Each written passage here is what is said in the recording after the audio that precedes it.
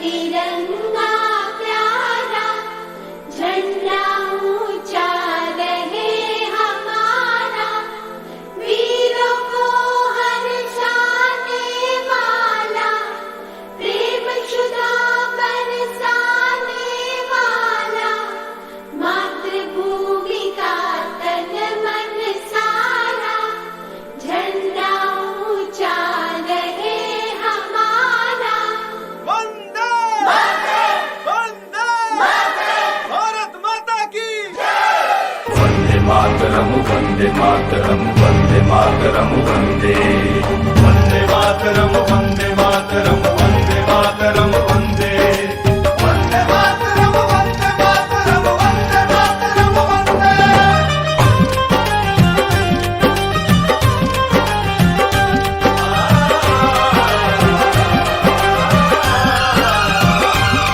मेरा रंग दे बसंती चोला था भगत सिंह ने बोला, जब भड़का क्रांति का सोला, आसन दुश्मन का टोला।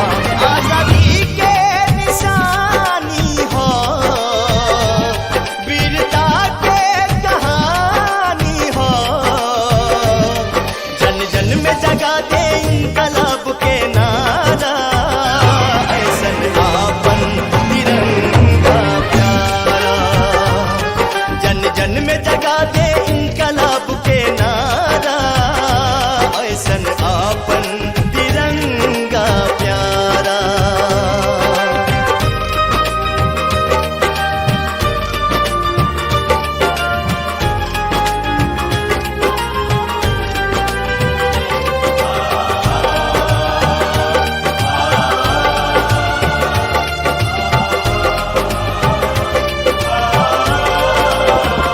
शहीदन के कुर्बानी केसरिया याद दिलावे, रहे कायम हरियाली, हरा रंग सबके सिखावे, सादगी छूट न जाए, श्वेत संदेश देला, रुके ई कदम कबोना, चक्र उपदेश देला, रुके ई कदम कबोना, चक्र उपदेश देला।